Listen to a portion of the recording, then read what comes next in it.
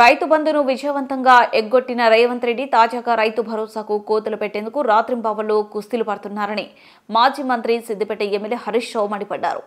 రైతు భరోసా కోసం దరఖాస్తులు పెట్టుకోవాలని చెప్పడం అంటే రైతులను అవమానించడమేనని, అందరికీ అన్నం పెట్టే రైతులకు షరతులు పెడతారా అని ఆగ్రహం వ్యక్తం చేశారు. ఏడాదికి 3 సార్లు రైతు బంధు ఎందుకు ఇవ్వరని గతంలో అడిగిన రేవంత్ కు ఇప్పుడు మతిమరుపు వచ్చినట్టుందని, ప్రతిపక్షంలో నాలుకకు నరం లేనట్టే మాట్లాడిన రేవంత్ ఇప్పుడు మాట మారుస్తున్నారని ఎద్దేవా చేశారు. 11 విడతల్లో 73,000 కోట్ల రైతు బంధును అప్పటి కేసీఆర్ ప్రభుత్వం రైతులకు ఎలాంటి దరఖాస్తు లేకుండా ఇచ్చిందని గుర్తు చేశారు. తమ చుట్టూ రైతులు తిరగాలని ఈ ప్రభుత్వం చూస్తుందని, రైతులను మళ్లీ పైరవీకారులు చుట్టూ తిరిగించేలా చేస్తుందని ఆగ్రహం వ్యక్తం చేశారు. సంగారెడ్డి జిల్లాలో హరీష్ పర్యటించారు. యాసంగికి రైతు భరోసాలో కోతలు పెట్టడానికి కుస్తీలు పడుతుంది. అప్పుడేమో 3 పంటలకు రైతు బంధు ఇవ్వాలన్నాడు. వానకాలం ఎగబెడితివి, యాసంగికి కోతలకు సిద్ధం చేస్తేవి. అంటే రేవంత్ రెడ్డికి మతిమరుపు అనుకోవాలన్నా, రేవంత్ రెడ్డి గారు ప్రతిపక్షంలో ఉంటే ఒక మాట, అధికారంలోకి వస్తే ఇంకొక మాట, అంటే 2 నాలుకల ధోరణి.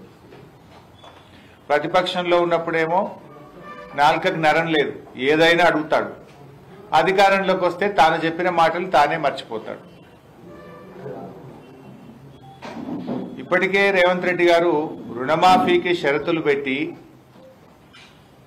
ఎవరు రాబాయ్ ఎంత డిస్టర్బ్ చేయకుండా అంటే కూడా గదే పని చేస్తారేం రాబాయ్, బయట పోయి ఊకే సతాయిస్తారు. రుణమాఫీకి షరతులు పెట్టి రేవంత్ రెడ్డి గారు చాలా మంది రైతులకు రుణమాఫీ ఎగ్గొట్టిండు. ఇలా రాష్ట్రంలో సగం మందికి కూడా రుణమాఫీ కాలేదు. ఇప్పుడు మళ్ళీ రైతు భరోసాకు కోతలు పెట్టే ప్రయత్నం చేస్తున్నాడు. ప్రభుత్వం దగ్గర అన్ని రికార్డులు ఉన్నాయి.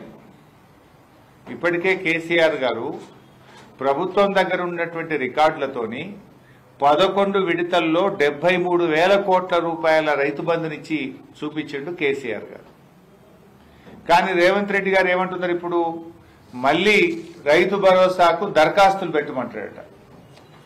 ఆ దరఖాస్తులు కూడా ఎట్లా పెట్టమంటాడట, నేను ఇస్తున్న సమాచారం అంతా కరెక్టు, ఎలాంటి తప్పుడు సమాచారం ఇచ్చినా, తప్పుడు లెక్కలు తేలినా మీరు తీసుకోబోయే చర్యలకు నేను శిక్షార్హుణ్ణి అని రైతులట సెల్ఫ్ డిక్లరేషన్ ఇవ్వాలని రేవంత్ రెడ్డి గారు షరతులు పెడుతున్నాడు.